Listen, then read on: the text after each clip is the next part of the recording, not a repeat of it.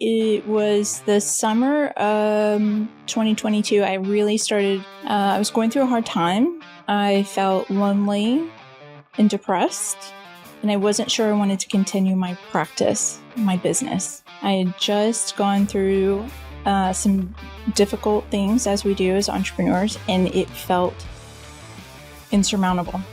And I knew from my time just in life, different experiences, that connection is key.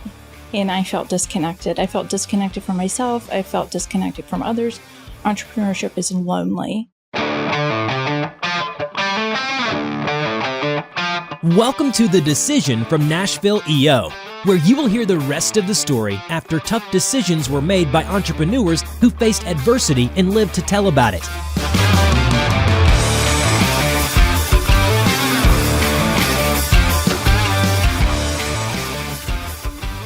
Welcome to The Decision, EO Nashville's podcast, where we learn all about the trials, tribulations, and triumphs of fellow members as they run, grow, start, scale businesses.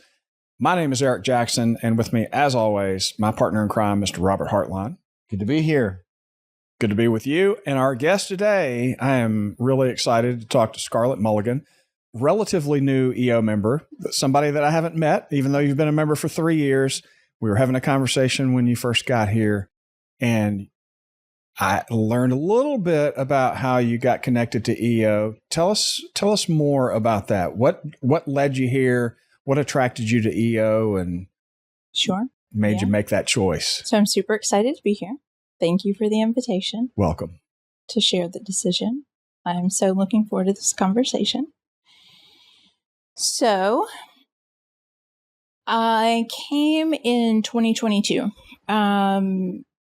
It was the summer of 2022. I really started, I was going through a hard time. I felt lonely and depressed, and I wasn't sure I wanted to continue my practice, my business. I had just gone through some difficult things, as we do as entrepreneurs, and it felt insurmountable.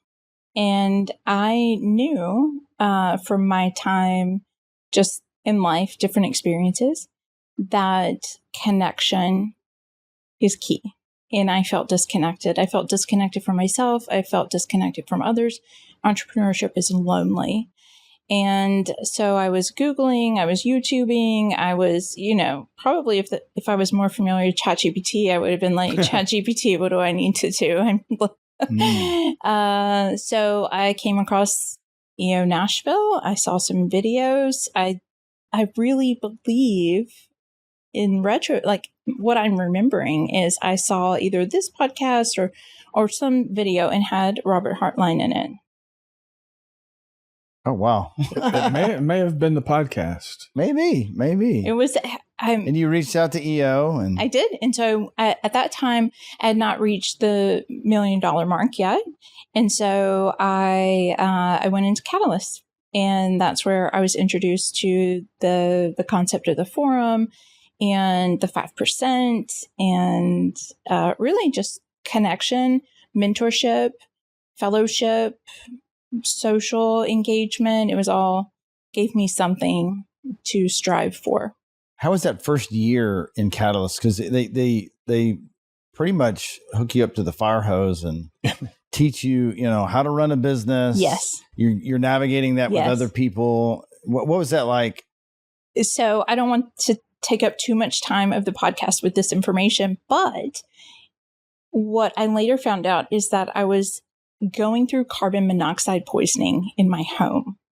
And so that was impacting my functioning, my mental functioning, my physical functioning, my spiritual, all domains of my life were impacted. And so it was once a month we would go in Michael Bertram, right? That I believe that was his last course that he taught in there. And I don't remember hardly any of it. And I wish I could go back and do it again. Well, how did you discover you're being poisoned in your home? My daughter's air conditioning unit upstairs, which was not gas. It was an electric HVAC unit. Went out upstairs. It was June of 23. And I reached out to a HVAC guy that I trusted, because I knew with my mental capacity, at that point in time, I was being worked up for dementia, is what the neurologist thought was happening, is that this was an early onset dementia.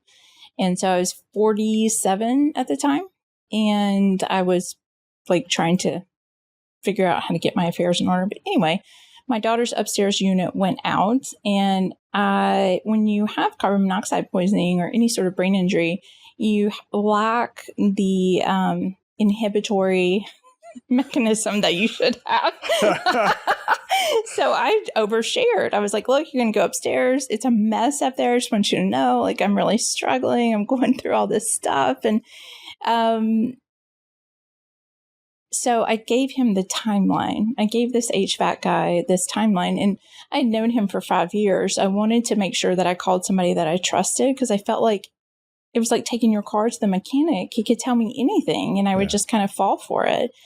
And he heard the timeline. He said, okay, let's start over. Tell me again. And I started over, told him again. And he said, let's go check something real quick. And we went out to my HVAC unit, and there was a leak. This thing, it's called the heat exchange tube, is supposed to be airtight, and had 19 holes in it. And he said, we need to get you out of the house right now. Wow. So look, you got the right guy. I obviously. did. He is no doubt an angel, like divinely sent. Because that could have easily been overlooked, right? 100%. And I know that if I would have lived through another winter, like the winter of 22 to 23, where I was trying to comprehend Michael Burcham. Yeah. Intellectually impaired, basically. Did you notice when you would go on vacation that you felt better? And then you come back home and you just... I noticed in the summers I felt better. So I moved into my home in January of 22. By August, so I got, May, the heat goes off. And then by August, I was like, oh, my depressive episode is away. That's great. And then by October, I was down back in it again. And then in June, that's when we found the leak. And that's when I started sort of trying to heal my brain. Oh, wow. Wow. Yeah. So Catalyst was, just the introduction, the structure, something to look forward to, being in entrepreneurship with other folks who are experiencing the same challenges. You can go to your friends, family, you really can't go to your employees, but you can share these things, but nobody really gets it. It's a lot like recovery, right? So if you try and talk about sobriety, or you try to talk about quitting and how difficult it is, not a lot of people understand that. But if you talk to another person who's in recovery or is experiencing sobriety, then they get it in a way that other people cannot. What would you say was a big decision for you after EO? Well, let's back up. We haven't really talked about you getting into practice and what you do. Like, what was the decision for you to start your own business? I became aware. Well, the first thought I had was, let me back it up a little bit. My employer came to me and said I had a bad attitude. And I said, well, I don't agree with how you're running this place. Like, I think I have better ideas. And he was like, well, then go open your own business. Challenge accepted, right? And I was like, yeah, that's true. I'm not being entirely honest with myself here. I'm living in fear. I am fearful of starting my own business, and I am taking that off. I'm projecting that on to people around me. My dissatisfaction with my own choices and decisions, the result of feeling stagnant and hindered, I'm taking that out on my support staff as a clinician. And so I thought, well, if you're willing to take a bet on me and pay me this salary, why am I not willing to take a bet on me and pay me my salary? What's up with that? And so it started there. And then I really decided that employment is an illusion of safety. We're not guaranteed that job. Everyone says, oh, it's W-2, it's predictable, it's reliable. No, they can make cuts anytime. If anything, entrepreneurship allows you more certainty and control because you can directly make an impact yourself with your own ideas. So those were the two things. And then I had one foot in urgent care, one foot out into my own business. And I kind of did that dance for about 6 months. And then I went full time in my own practice. I heard somebody once describe entrepreneurship versus having a job as if you're an employee, it only takes one person to fire you. Yes. If you're an entrepreneur, everybody has to fire you. Yes. And of course, it doesn't take everybody. I mean, you can end up upside down if you lose a lot of clients, but it does. It gives you that a little more control in some ways. Agency. Yeah. Yeah. Tell us about your practice today. My practice today is Novus Behavioral Health, Clarksville Counseling, and Killeen Psychiatry. So I have 3 practices. So I went through my first acquisition. I closed on that July 23rd. So that is a new experience. I've never bought a business before, but I think I like it over building. So I've built 2 practices, and I think I might get into the buying over the building in the future. So shout out to anyone who wants to sell. Yeah, there we go. What was your decision around the type of practice you were looking for? What made a good fit? So my mission is twofold. One, I'm in psychiatry, so I'm trained as a physician assistant, and we are generalists. So nurse practitioners are specialists. There's physicians, there's PAs, there's nurse practitioners. These are all 3 clinicians that assess, diagnose, treat various health conditions. As a PA, I have practiced in a wide variety. I'm a little ADHD. Once I find mastery, then I want to kind of move on to something else. So throughout all areas that I had practiced, emergency medicine, urgent care, orthopedics, family medicine, all these areas, mental health was the underlying to all the conditions, right? All of these people struggled with their mental health, which led to decisions on a day-to-day basis, choices that they were behaviors that did not support their well-being.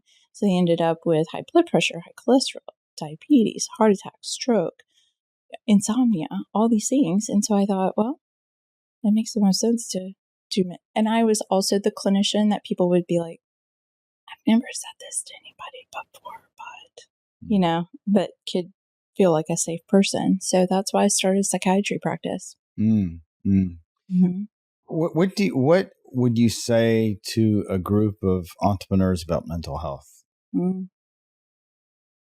It's your chance. I mean, it's not like they have any. They're going to hear it now. It's not like they have. We're listening. Yeah. So I was listening. Do you guys listen to Cody Sanchez? I'm familiar with her. So she said not too long ago, I was watching her podcast, and she said, entrepreneurship is a trauma response. And I was like, yes, ma'am, it absolutely is. Like all these components of how we navigate as entrepreneurs do in fact line up with trauma responses in a lot of ways. And so, I think entrepreneurs are more susceptible to diseases of despair. Mm-hmm. A lot of times we externalize who we are onto our business, right? And that happened in my first business. Like, I remember talking with a therapist, and she looked at me and she said, "What happens if the business fails?" And I was like, "What?" No, that's not. That's not possible. There is nothing after that. There's nothing after that. Mm-hmm. So I had enmeshed my vision of myself with my business, and that business did in fact fail. So I think there's a lot of areas where we can get hung up on, and I think that when we can address we can participate from a perspective of, I'm going to address this rather than hide it into these other areas like alcohol, distractions, social media, workaholism, eating. We can choose healthier. I mean, I'm getting uncomfortable here. Then we can face these things a little bit more head on if we find a support system. It's really important. How does one that is maybe struggling with depression or some mental illness, how are they at making decisions versus someone that's not struggling?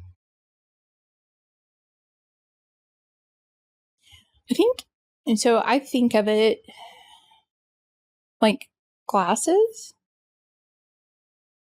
So when we are in a place of depression where we are struggling with low mood, low energy, low motivation, loneliness, sadness,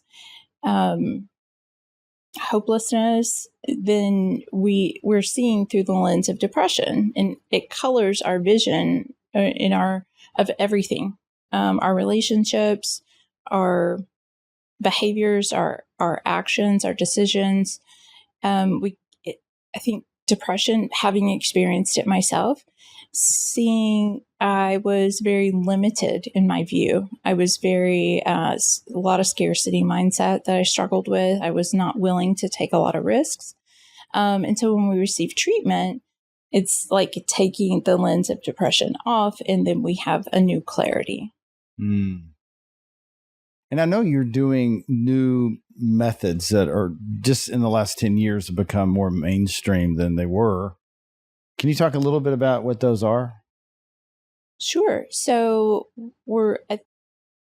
that's the field of interventional psychiatry. So rather than just medication management, so we know antidepressants work in about 30% of individuals.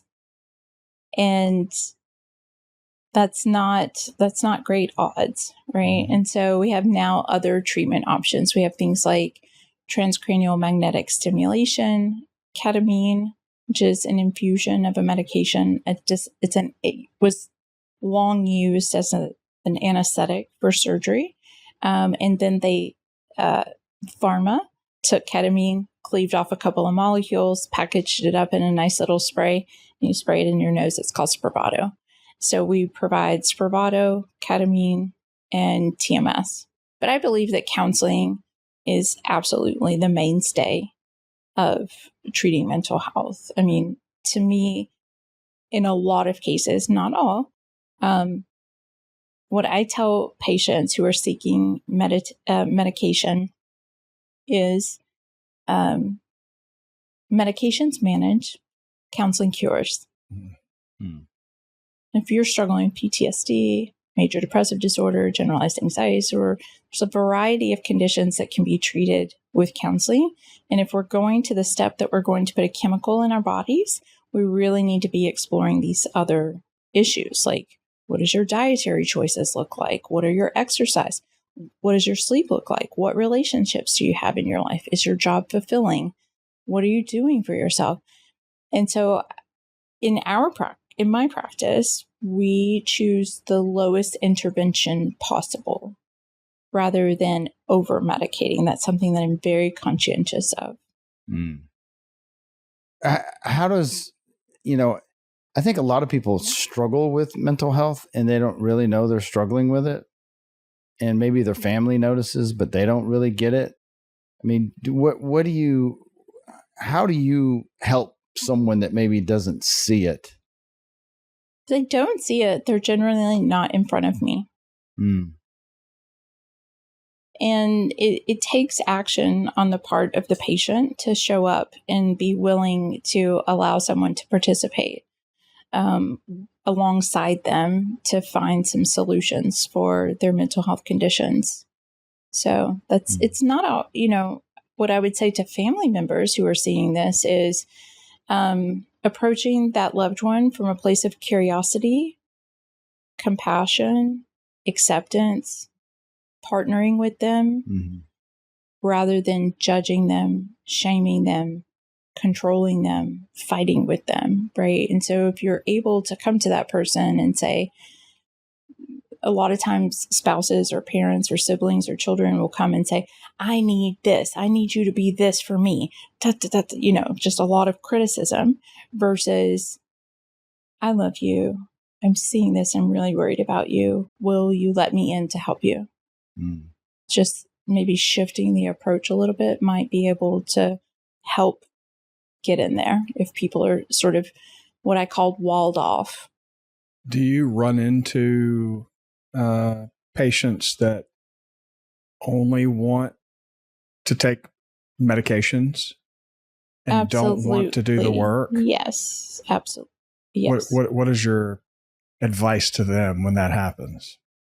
My advice to them is medications are only going to get us so far. And here's the thing. What you're experiencing, if you could imagine it like going on a hike, or sometimes I use the hiking analogy, sometimes I use scuba diving analogy, but we'll start at the beginning and I'm going to equip you with some good shoes, a nice walking stick. But you're going to need to go and walk this path and learn how you got here and how you can keep from coming back here. And generally, if you are equipped with a really good hiking guide, things go much better. Yeah. So if you don't take that hike, if you don't go on that journey to explore internally and externally how you got into that place and how you can potentially keep yourself from going back there, medications are only going to get you so far. I mean, I'll give you the shoes and the backpack, but they're not going to do the walking. Right. What's a decision that you've had to navigate in your entrepreneur career or life? That was maybe a struggle, or it was a hard decision to make. And so I contemplated various decisions, and I even went so far as to what's the difference between a decision and a choice? I kind of researched, and I wanted to bring value to people who might be seeing this. I think the decision for me, and of all the decisions I contemplated before I came here, one thing kind of stood out, and they all involved grace. And so then I thought back to when they didn't all involve grace. A lot of them did. Meaningful decisions that I had to make, or how I coped with the decisions that were made that I was part of.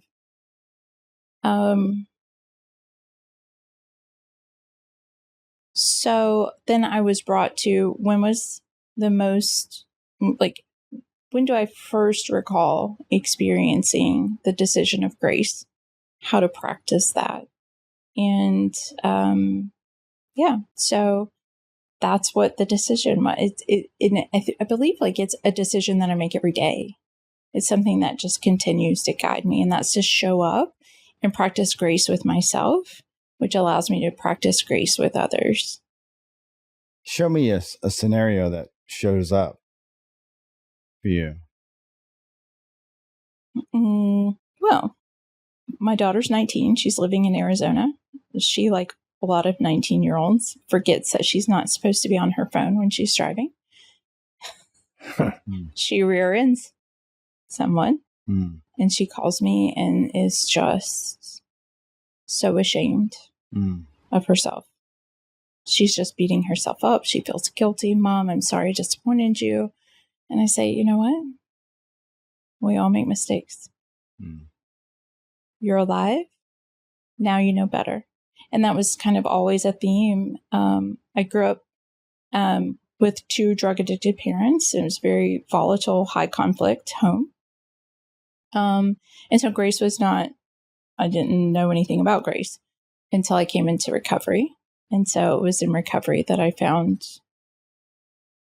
the concept or the behavior or the mindset of grace.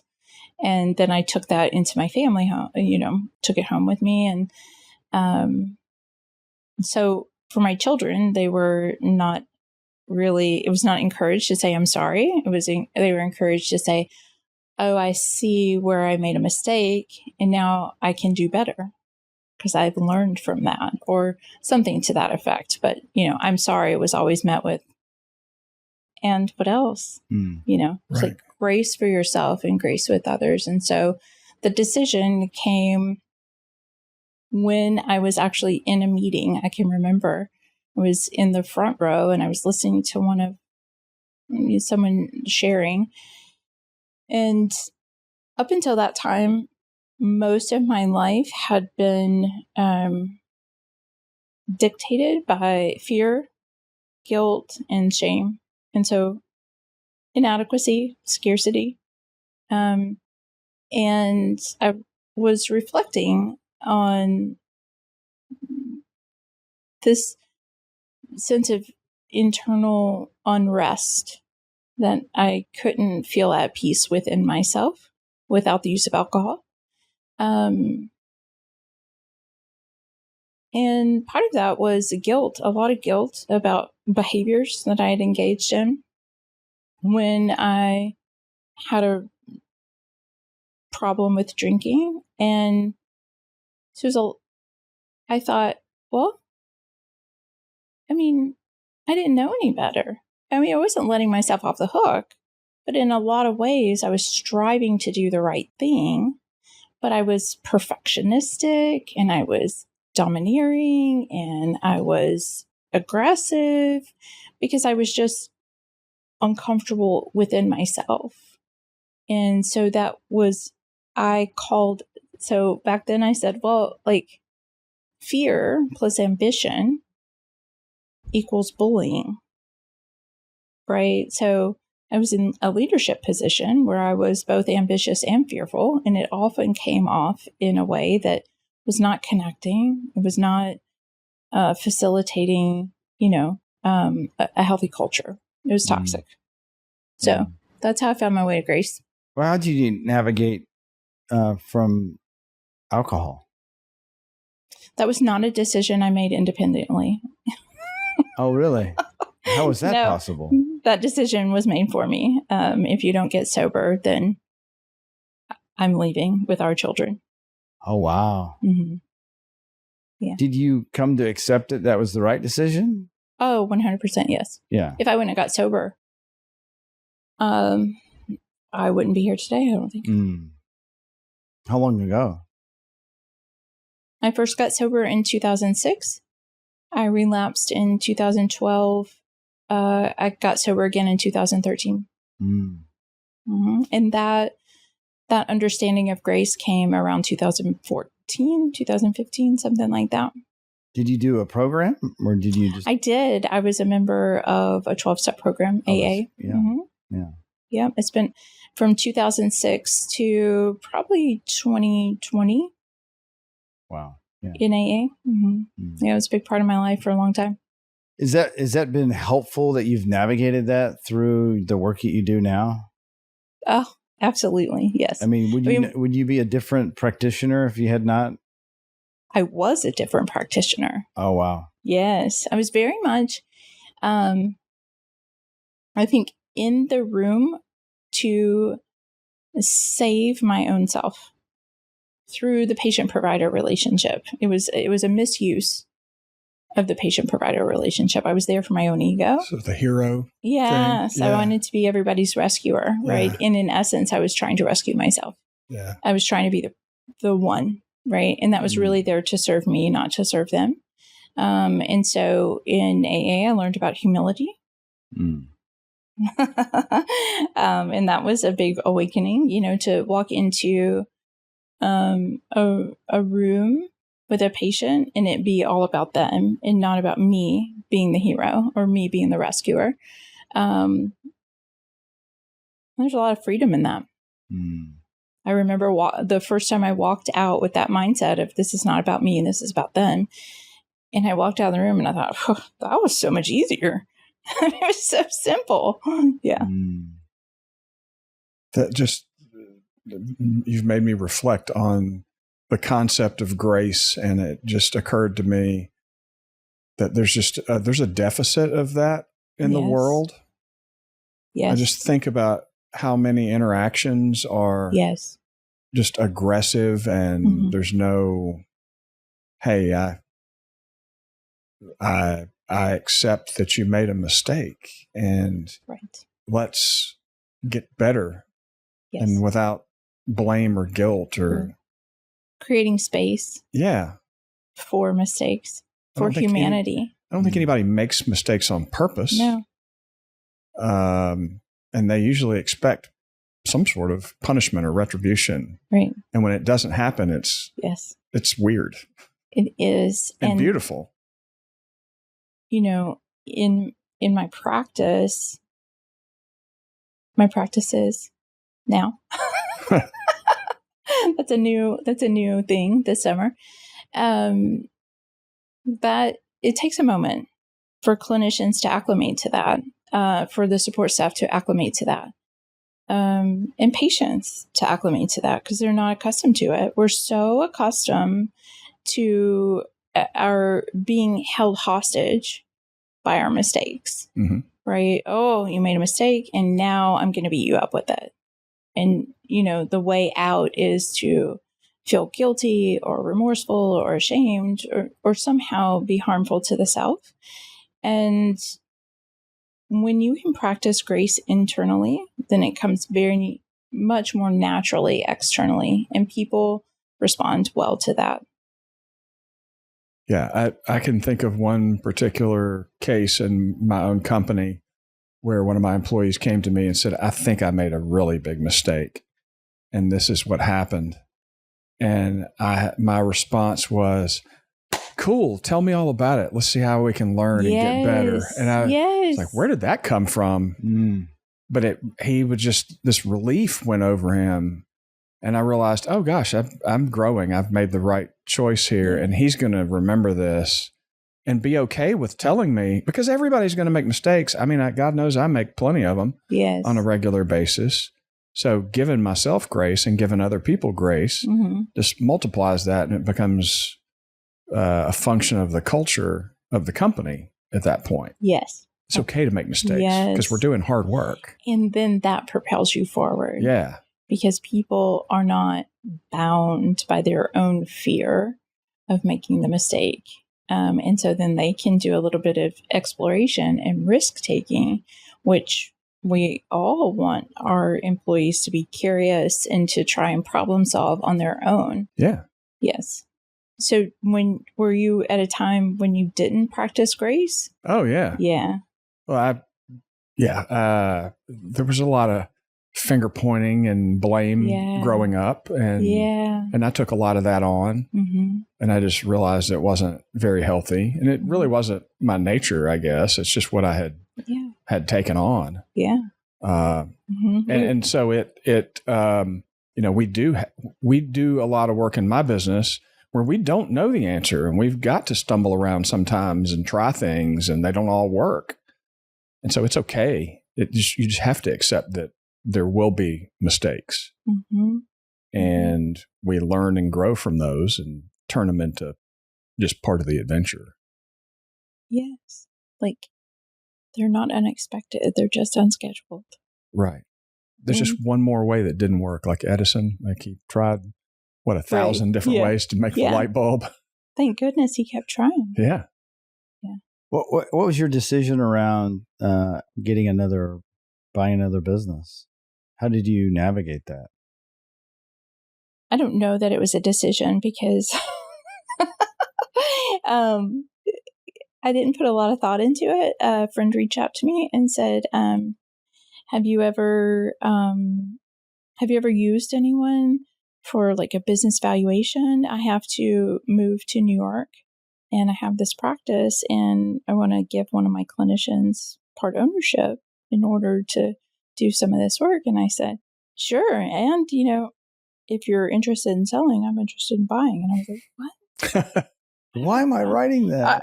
I don't know how to buy a business, but it's figure outable. Yeah. I see other EOers buying businesses. Somebody will tell me how to do it. And I did. I brought it up in forum and I said, hey, I'm presented with this opportunity. It makes sense from, when I look at the competitors in my market space, if I want to protect my market share, then I need to be competitive. And they offer counseling and medication management in-house under one umbrella. Right now, we are not all in one house just yet because this was only late July. And so then he went to the person that I recommended, Gary Aldridge. I know Gary. And Gary got us through it. Yeah.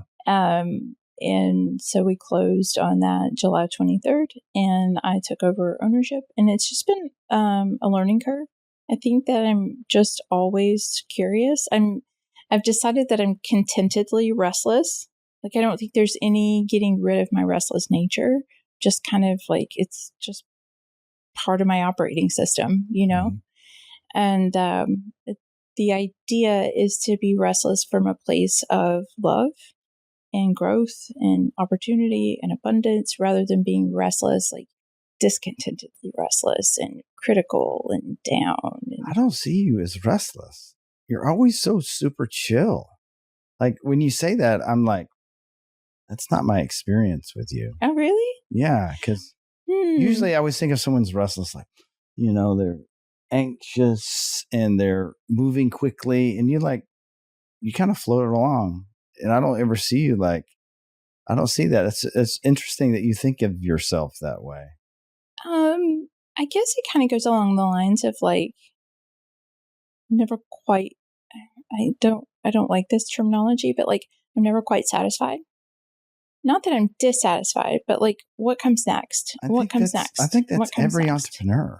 Right. Like we if we weren't a little bit what's next, we would be happy at some job with a steady yearly increase and 2 weeks vacation, and that's okay.